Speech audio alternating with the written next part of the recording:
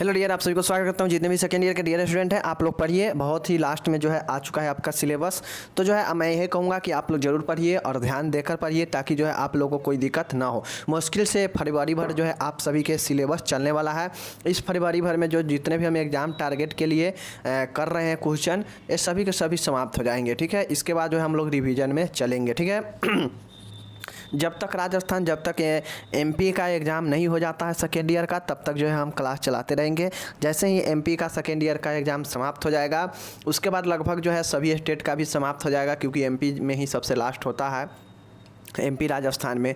उसके बाद सभी स्टेट का हो गया रहेगा। तो फिर से जो है हम अब नेक्स्ट ईयर मतलब नए रूप से सेकेंड ईयर के लिए, आगे वाले के लिए स्टार्ट करेंगे। समझ गए? चलिए, फिलहाल यहाँ पे देख लीजिए, आप सभी के बीच में जो क्वेश्चन लेकर आए हैं, एक क्वेश्चन आपका है MSN 1 के ऊपर। किसके ऊपर है? MSN 1 के ऊपर। ठीक है, किसके ऊपर है? MSN 1 के ऊपर। समझ गए? देखिए ये जो प्रश्न हम करने जा रहे हैं स्ट्रोक, ये स्ट्रोक जो है कल हम आप लोग को दिखाए भी थे MSN 1 में, पंजाब में 5 नंबर में क्वेश्चन स्ट्रोक के बारे में पूछा गया था। ठीक है, स्ट्रोक का दूसरा नाम क्या है? Cerebrovascular accident. समझ गए? क्या चीज़? CVA मतलब सेरेब्रोवास्कुलर एक्सीडेंट, इसका दूसरा नाम होता है स्ट्रोक का। समझ गए? इसका कारण, लक्षण, निदान, जटिलता, प्रबंध सब चीज़ लिखना है। तो चलिए जो है हम लोग सेरेब्रोवास्कुलर एक्सीडेंट के बारे में यानी स्ट्रोक के बारे में देखते हैं। समझ गए?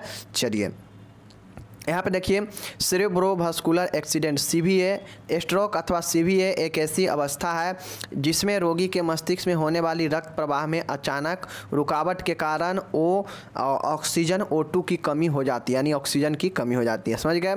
जिससे मस्तिष्क के ऊतक नष्ट होने लगते हैं एवं मस्तिष्क की समान कार्य क्षमता प्रभावित हो जाता है। बहुत आसान है। देखिए, स्ट्रोक या सेरेब्रोवास्कुलर एक्सीडेंट का CVA का मतलब है कि जो ब्रेन में, चूँकि हम जानते हैं शरीर के हर एक अंग में ब्लड सप्लाई होता है, तो ब्लड अपने साथ क्या करता है? ऑक्सीजन भी ले जाता है, जिससे जो होता है उस अंग को ऑक्सीजन मिलता है। और जब ऑक्सीजन मिलता है तो हमारा कोशिका क्या होता है? जिंदा होता है, ऊतक जो है जिंदा रहता है। समझ गए?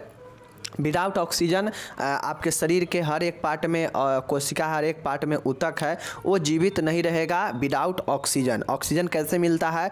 तो शरीर के हर एक पार्ट में ब्लड सप्लाई होता है, और वो ब्लड के थ्रू जो है ऑक्सीजन हर एक टिश्यू को, ऊतक को मिलता रहता है, जिससे हमारा शरीर जो है, हमारा जो कोशिका है जिंदा रहता है, और वो ऊतक को क्या करता है? सपोर्ट करता है। चीज़ें समझ गए? चलिए, तो ये जो सेरेब्रम जो स्ट्रोक होता है या जो सेरेब्रोवास्कुलर एक्सीडेंट है, यह नॉर्मली आपके मस्तिष्क में जो ब्लड सप्लाई होता है, वो अचानक से उसमें जो है रुकावट आ जाता है। रुकावट आने के कारण जो ऑक्सीजन मिलना चाहिए, वो ऑक्सीजन की कमी आ जाता है, क्योंकि रक्त का ही जो है प्रवाह रुक जाता है, इसमें रुकावट आ जाता है।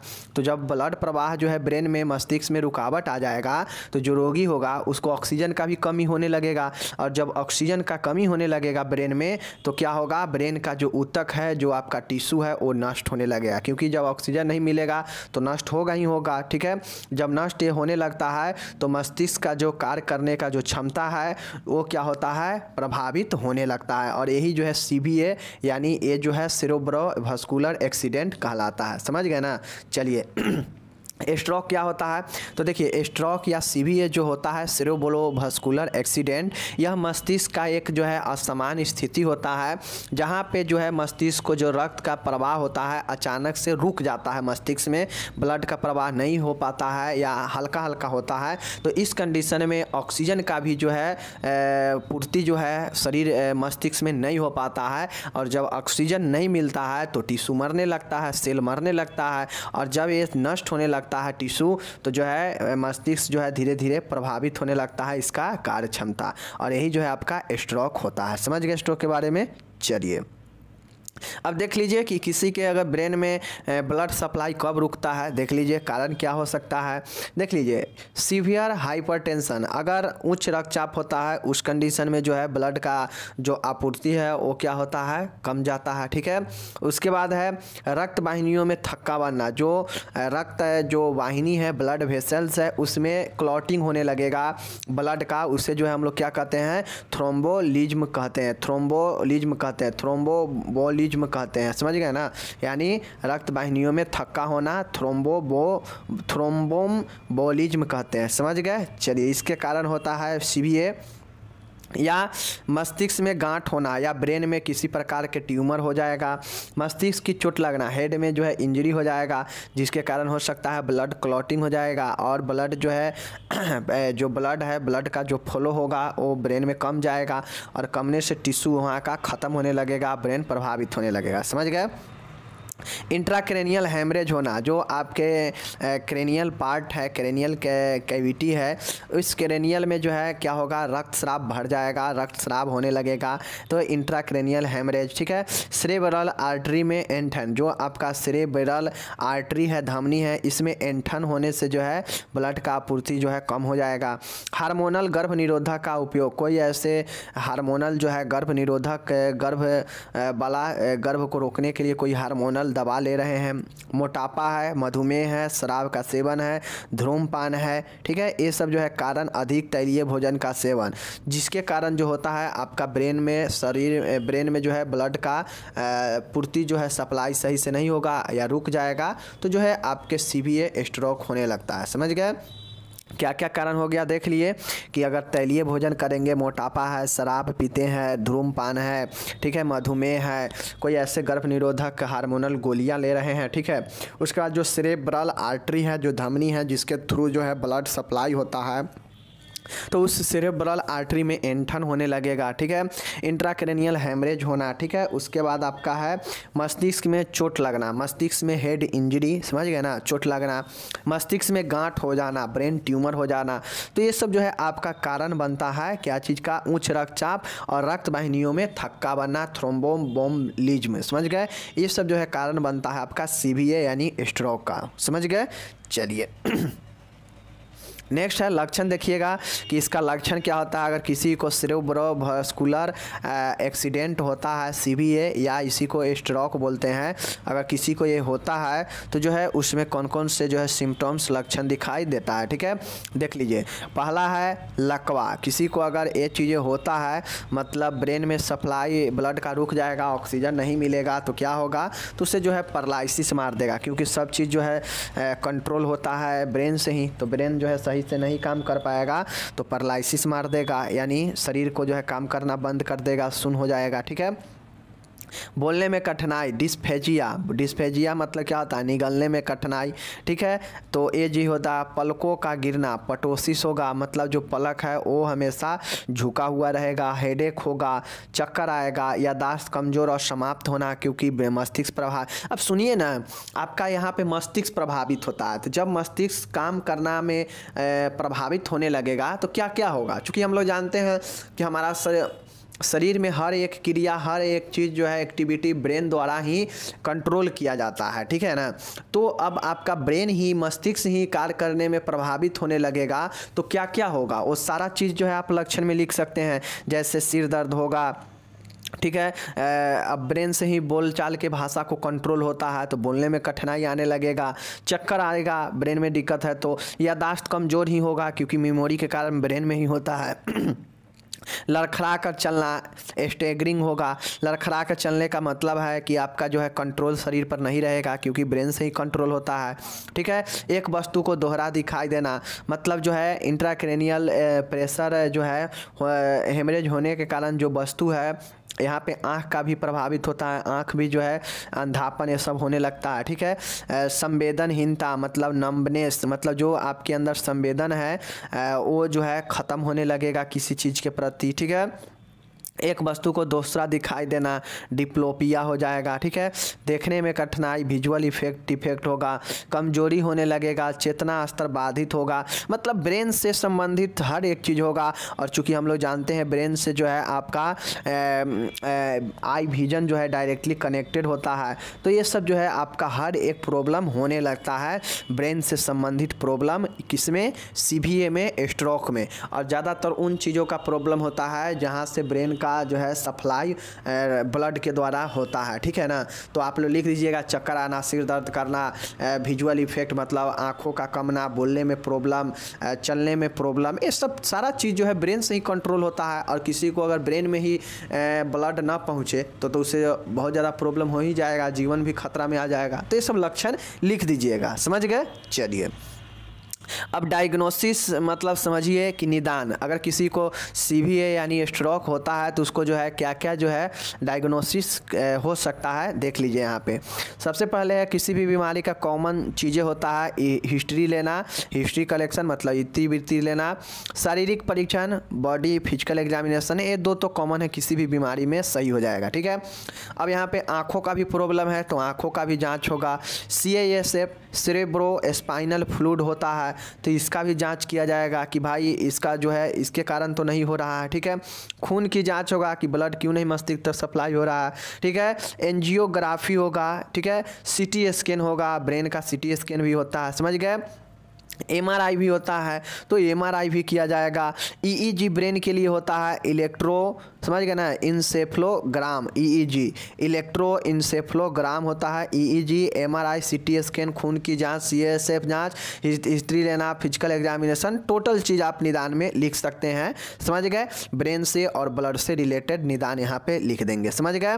चलिए अब इसका कॉम्प्लिकेशन जटिलता क्या होगा देखते हैं, जटिलता कॉम्प्लिकेशन इसमें क्या क्या है, ठीक है। देखिए लक्षण में पैरालिसिस देखें तो इसका जटिलता यहाँ पे भी पैरालिसिस होगा, और पैरालिसिस मतलब जानते ही हैं कि पक्षाघात होता है, मतलब शरीर में जो है आपका पैरालिसिस मार देगा जिस भी अंग में, तो वो अंग जो है शून्य हो जाएगा, टेढ़ हो जाएगा और काम करना बंद कर देगा, ठीक है। तो ये होता है पैरालिसिस, समझ गए। नेक्स्ट है इसका जटिलता होगा अगर आपके स्ट्रोक होता है, किसी को अगर स्ट्रोक हो जाता है या इसी को CVA बोलते हैं, किसी को अगर ये होता है सेरेब्रो वर्कुलर, समझ गए ना, सेरेब्रो वेस्टिकुलर एक्सीडेंट, समझ गए। तो किसी को अगर CVA होता है तो समझ लीजिए उसमें जो है कॉर्टिकल ब्लाइंडनेस मतलब अंधापन आ जाएगा, क्योंकि जो है आँख का भी ये प्रभावित करता है CVA या स्ट्रोक, समझ गए। व्यक्तित्व परिवर्तन पर्सनालिटी चेंज, किसी को अगर CVA होता है या स्ट्रोक आता है तो जो है उसका व्यक्तित्व परिवर्तन हो जाता है, क्योंकि उसका जो ब्रेन है वो काम करना धीरे धीरे प्रभावित होने लगता है। तो नॉर्मल सी जाहिर सी बात है कि उसके व्यक्तित्व में भी परिवर्तन आएगा, क्योंकि ब्रेन काम करेगा ही नहीं। लंबी बेहोशी, और उसे जो है बेहोशी आएगा तो लंबी बेहोशी लॉन्ग टाइम के लिए हो सकता है, क्योंकि उसके ब्रेन में जो है ब्लड का सप्लाई ही नहीं हो पा रहा है, समझ गए।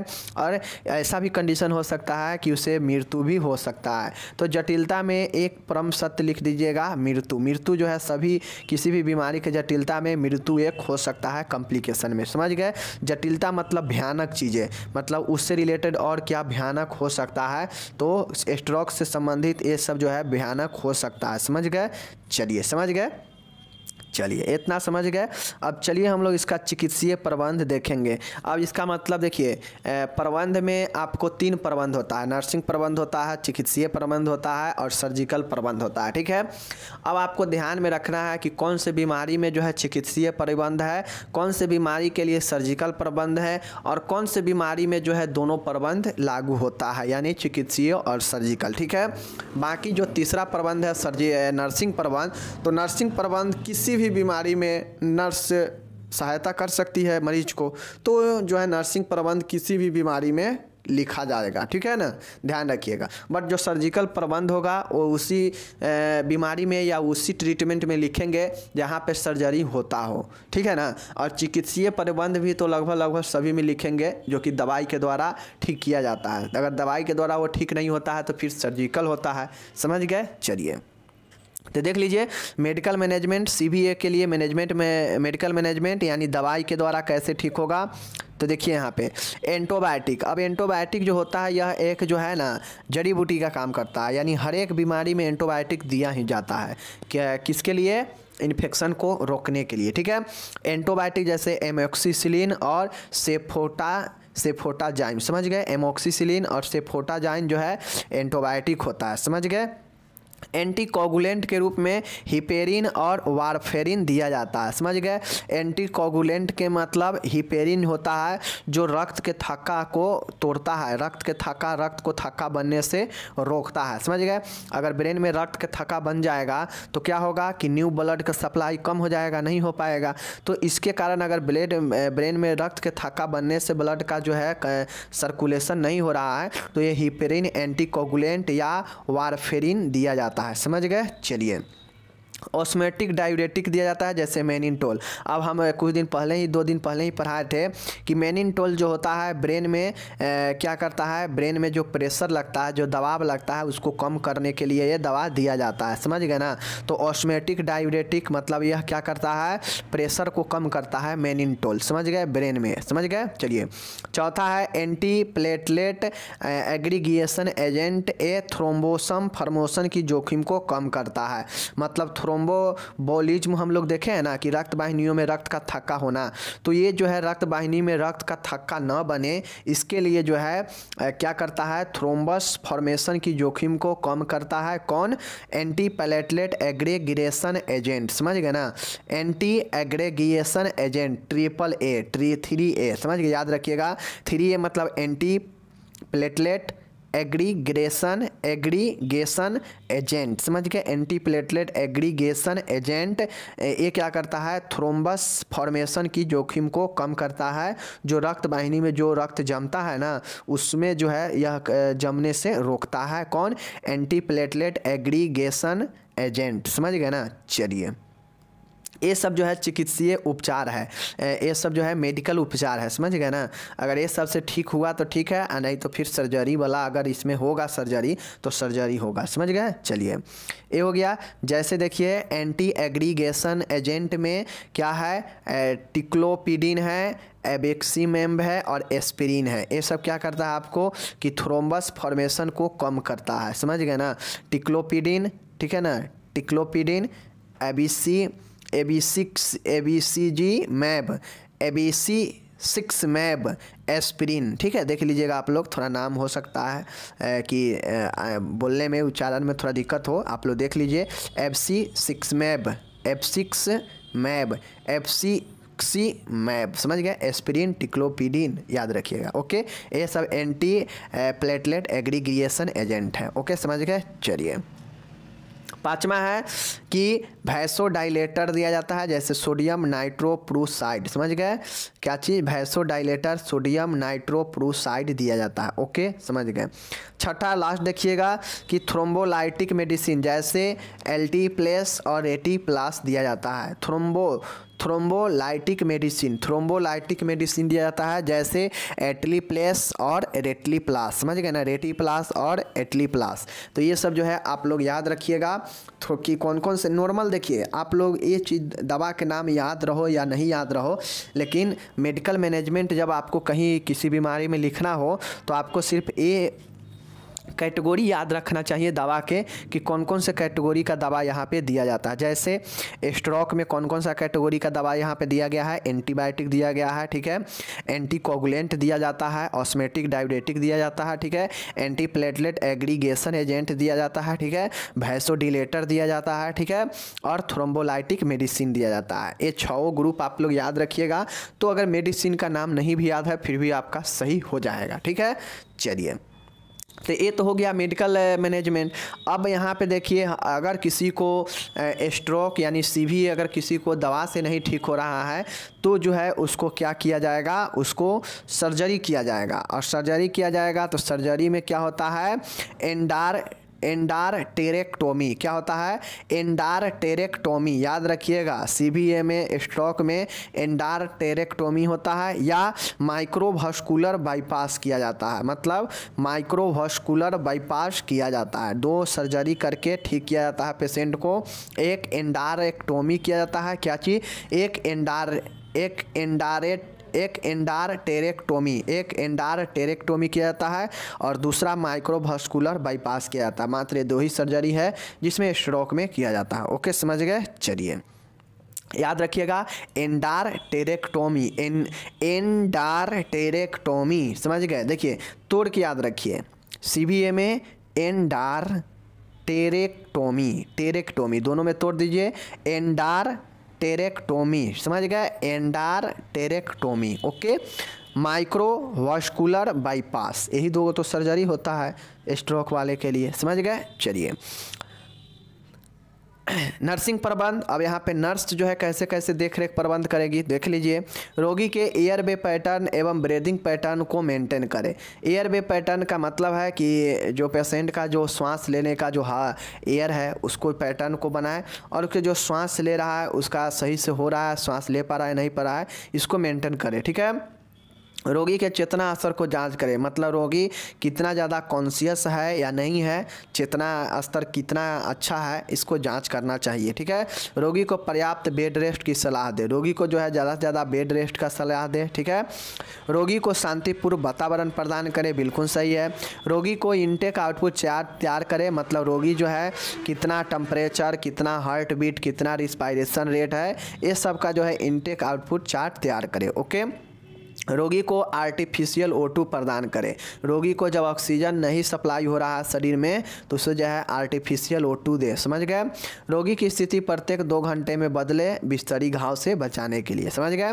रोगी को पैसिव एक्सरसाइज करवाए, रोगी को क्या करवाए, पैसिव एक्सरसाइज करवाए, मतलब पैसिव मतलब समझ रहे हैं ना, कि रोगी को जो है एज ए नर्स आप उसे जो है एक्सरसाइज करवाए। समझ गए। नेक्स्ट देखिएगा, रोगी को जो है सुस्पाइन स्थिति में रखें, साथ ही बिस्तर का हेड वाला सिर 30% ऊंचा पर रखें, मतलब रोगी को जो है सुस्पाइन स्थिति में रखें और बिस्तर का जो हेड है वो 30 डिग्री पर जो है रखें। समझ गए। चलिए, चिकित्सक आदेशानुसार रोगी को सभी दवाइयाँ समय पर दें। अगर रोगी को सर्जरी हुआ है, एंडारेक्टेक्टोमी या माइक्रोवास्कुलर बाईपास, तो जो है सर्जरी के देखभाल के लिए भी क्या क्या करते हैं तो आप लोग लिख दीजिएगा, मैं बहुत बार बता चुका हूँ। ओके। आपका प्रश्न स्ट्रोक यहाँ पे समाप्त होता है, मैंने बहुत अच्छा से समझा दिया। बाकी अगर आपको डिटेल में पढ़ना हो तो डिस्क्रिप्शन में लिंक है, आप वहाँ से जाकर इसको पढ़ सकते हैं, PDF भी डाउनलोड कर सकते हैं। धन्यवाद। चलिए नेक्स्ट क्वेश्चन की तरफ चलते हैं। नेक्स्ट क्वेश्चन आपके सामने है, लेप्रोटोमी सर्जरी की प्री एवं पोस्ट ऑपरेटिव नर्सिंग देखभाल लिखिए। समझ गए। देखिए 5 नंबर में अगर आपसे पूछ दे कि लेप्रोटोमी क्या होता है, लेप्रोटोमी वाले पेशेंट का जो है नर्सिंग प्रबंध लिखें, तो आपको जो है लेप्रोटोमी होने से पहले और लेप्रोटोमी होने के बाद जो है नर्सिंग देखभाल लिखना पड़ेगा। समझ गए। पूछता है नर्सिंग देखभाल जो है बहुत पूछता है पेशेंट सब के लिए। समझ गए ना। तो नर्सिंग देखभाल मैं बता चुका हूँ कि कैसे लिखना है। किसी भी पेशेंट का अगर सर्जरी वाला पेशेंट है, पोषण का ख्याल रखेंगे, दर्द का ख्याल रखेंगे। ठीक है। उसके बाद क्या चीज़ का ख्याल रखेंगे, स्वच्छता का ख्याल रखेंगे। ठीक है। संक्रमण से बचाव का ख्याल रखेंगे। ठीक है। ये सब जो चीज़ें हैं, और इसके अंदर में 5-5, 6-6 पॉइंट जितना होगा सभी के अंदर में जो है लिखेंगे। तो पॉइंट बना बना के जो है नर्सिंग देखभाल, कोई भी नर्सिंग देखभाल हो किसी भी बीमारी में, जो है आपको उस बीमारी के अनुसार पॉइंट तैयार कर लेना है, कम से कम 4 से 5 पॉइंट, और जो है उसके अंदर में आपको जो है 7-7 पॉइंट, 6-6 पॉइंट जितना हो सके लिखते चलना है, उससे स्मार्ट लगेगा। समझ गए। चलिए, क्योंकि यहाँ पे जो है डायरेक्टली दे देता है कि प्री ऑपरेटिव में 8-9 पॉइंट दे देता है और पोस्ट ऑपरेटिव में 9-10 पॉइंट दे देता है। ठीक है। तो ऐसे में उतना स्मार्ट नहीं लगता है, तो मैंने आपको बता दिया है टेक्निक, आप लोग समझ के लिखिएगा। समझ गए। ऐसे में नंबर काटेगा नहीं। ठीक है ना। जो मैंने बताया कि पॉइंट तैयार कर कर के और जो है इसके अंदर में जो मैटर को लिखिएगा नर्सिंग केयर में, तो जो है आपका नंबर नहीं काटेगा। बाकी ऐसे लिखने पर नंबर कट सकता है। समझ गए। चलिए, तो लेप्रोटोमी वाले पेशेंट का नर्सिंग प्री देखिए क्या होता है। समझ गए। चलिए, लेप्रोटोमी सर्जरी होता क्या पहले देख लीजिए। जब कोई एब्डोमिनल इंजरी हो, मतलब कोई अगर आपके पेट के आसपास के इंजरी हो, समझ गए, या पेट से संबंधित कोई रोग हो, समझ गए, कोई रोग को विस्तार ज्ञात हो, तब जो है अज्ञात हो, तब जनरल एनेस्थेसिया, लोकल एनेस्थेसिया के प्रभाव में रोगी के पेट में लगाए गए चीरे इंसिजन को लेप्रोटोमी सर्जरी कहते हैं। समझ गए। इस शल्य चिकित्सा में लेप्रोस्कोप द्वारा एब्डोमिनल कैविटी व उसमें पाए जाने वाले अंगों का निरीक्षण कर रोगित स्थान की पहचान की जाती है। समझ गए। देखिए लेप्रोटोमी क्या होता है समझ लीजिए। लेप्रोटोमी जो आपका होता है, लेप्रोटोमी जो होता है, ये आपके जो एब्डोमिनल, जैसे आपका पेट के आसपास के कोई क्षेत्र है वहाँ पे चोट लग गया है, समझ गए, पेट में चोट लग गया है, पेट के आसपास के हिस्से में कहीं चोट लग गया है या पेट में कोई ऐसे संबंधित रोग है जो अज्ञात है, जो पता नहीं चल रहा है, ठीक है ना। तो ऐसे में क्या किया जाता है कि पेशेंट को जनरल एनेस्थेसिया या लोकल एनेस्थेसिया देकर उसमें जो है पेट में चीरा लगाया जाता है और चीरा लगाकर जो है लेप्रोटोमी सर्जरी करते हैं। इसे जो चीरा लगाते हैं ना पेट में, उसी को हम लोग लेप्रोटोमी सर्जरी कहते हैं, समझ गए। और इस चिकित्सा में होता यह है कि लेप्रोस्कोप एक यंत्र होता है, एक इंस्ट्रूमेंट होता है, उसके द्वारा एब्डोमिनल कैविटी मतलब जो हमारा एब्डोमिनल गुहा है, समझ गए, उस गुहा में जो है जो भी अंग है मतलब हमारे पेट के जो कैविटी है एब्डोमिनल, उसमें जो है जितना भी अंग है उसमें अगर किसी भी प्रकार का चोट लगा है या किसी भी प्रकार के अज्ञात बीमारी है जो पता नहीं चला है, तो उसको लेप्रोस्कोप के द्वारा जो है उसका इंस्पेक्शंस किया जाता है, निरीक्षण किया जाता है और पहचाना जाता है कि हाँ पेट में इस भाग में जो है इस अंग में जो है समस्या है, इस अंग में जो है इन्फेक्टेड है, समझ गए। और यही जो है आपका लेप्रोटोमी होता है, समझ गए ना। लेप्रोटोमी यही होता है कि आपके एब्डोमिनल रीजन में, एब्डोमिनल कैविटी में या आपके एब्डोमिनल, समझ गए ना, समझ रहे हैं चीज़ को कि किसी भी प्रकार के अगर एब्डोमिनल इंजरी हो या पेट से संबंधित कोई और बीमारी हो जो अज्ञात हो, तो फिर जो है जनरल एनेस्थेसिया या लोकल एनेस्थेसिया देकर रोगी के पेट में चीरा इंसिजन लगाया जाता है और इसी को जो है लेप्रोटोमी सर्जरी कहते हैं, ठीक है, समझ गए। चलिए, इस शैल क्रिया में जो है जब ये इंसिजन जो ये चीरा लगाया जाता है, तो इस चीरा लगाने के बाद लेप्रोस्कोप यंत्र के द्वारा एब्डोमिनल जो कैविटी होता है उसमें जो भी अंग मौजूद होते हैं उस एब्डोमिनल कैविटी में, उसको जो है लेप्रोस्कोप के सहायता से देखा जाता है और जो भी रोगित स्थान है मतलब जो भी डिजीज है या जो भी इंजरी है उसको जो है पहचाना जाता है और यही जो है आपका क्या होता है, लेप्रोटोमी होता है। समझ गए लेप्रोटोमी के बारे में। चलिए कि लेप्रोटोमी जो है एब्डोमिनल रीजन में चीरा लगाया जाता है मतलब इंसिजन किया जाता है लोकल या जनरल एनेस्थेसिया देकर, यही जो है लेप्रोटोमी होता है, समझ गए। चलिए, लेप्रोटोमी के पहले या पूर्व नर्सिंग देखभाल। देखिए नर्सिंग देखभाल यहाँ भी आ गया कि पहले या पूर्व नर्सिंग देखभाल कैसे किया जाएगा। देखिए कोई भी सर्जरी होता हो, चाहे आपका हाइड्रोसील या चाहे आपका पेट का सर्जरी हो, गला का सर्जरी हो, ब्रेन का सर्जरी हो, कोई भी सर्जरी हो, ठीक है, सभी सर्जरी में माइनर डिफरेंसेस रहता है, ठीक है ना। कोई मेजर डिफरेंस नहीं रहता है कि बहुत उसमें कुछ और उस सर्जरी में कुछ और, ठीक है ना। भले सबका सर्जरी का नाम अलग अलग होता है, ठीक है ना, कि कोलोन का यानी बड़ी आंत का किसी भाग का अगर सर्जरी होता है तो उसे जो है कोलोस्टोमी कहते हैं, ठीक है। ट्रेकिया का अगर ऑपरेशन होता है तो उसे ट्रेकियोस्टोमी कहते हैं, ठीक है ना। इसी प्रकार से जो है सबका अलग अलग सर्जरी होता है तो सबका अलग अलग सर्जरी का नाम है, ठीक है ना। तो ये नाम सिर्फ डिफरेंस अलग होता है, बाकी जो नर्सिंग देखभाल करेगी सर्जरी से पहले और सर्जरी के बाद वो सभी सर्जरी में वही चीज़ होती है, वही चीज़ें होता है कि पेशेंट को कैसे तैयार करना है, पेशेंट को सर्जरी से पहले जो है कितना देर पहले जो है भोजन नहीं देना है, जो है पेशेंट को जो है क्या क्या चीज़ें करना है, क्या नहीं करना है, सारा चीज़ें यहाँ पे कैसे जो है इलेक्ट्रोलाइट फ्लूइड बैलेंस बना के रखना है, कैसे पर्याप्त पोषण देना है। तो इन सारे चीज़ों को मैं पहले ही बता चुका हूँ कि चाहे वो प्री हो, चाहे पोस्ट हो, चाहे वो पेरी हो मतलब दौरान हो, आपको सबसे पहले जैसे देखिए पेशेंट को जो है क्या है इसकी लिखित सहमति प्राप्त करनी चाहिए। सबसे पहले लिखेंगे कि सहमति लेना, ठीक है, और पहला पॉइंट सहमति में हो जाएगा। और सहमति लेना में क्या लिखेंगे कि मरीज को जो है नर्स को चाहिए कि मरीजों के संबंधियों को जो है क्या करना चाहिए, या यहाँ पे फर्स्ट पॉइंट पे क्या लिखेंगे कि कानूनी पहला पॉइंट लिखेंगे कि कानूनी समझ गए, कानूनी प्रक्रिया में क्या लिखेंगे कि रोगियों से सहमति पत्र लेना, दूसरा में लिखेंगे कि रोगियों के संबंधी से सहमति पत्र लेना, रोगियों को जो है प्रोसेस के बारे में जानकारी देना, एक कानूनी प्रक्रिया के अंतर्गत होता है, ताकि आगे बाद में अगर कोई ऐसा दुर्घटना हो जाए, पेशेंट डेथ कर जाए सर्जरी वक्त, तो जो है ये सहमति काम दे। समझ गए, पहला पॉइंट ये हो जाएगा। दूसरा पॉइंट लिखेंगे कि पोषण की तैयारी। ठीक है, अब पोषण की तैयारी में क्या लिखेंगे कि फ्लूइड इलेक्ट्रोलाइट बैलेंस बनाए रखना, पर्याप्त पोषण प्रदान करना। ठीक है, ये सब चीज़ें लिखेंगे। उसके बाद तीसरा पॉइंट लिखेंगे कि कीमती सामानों को जो है निकालना।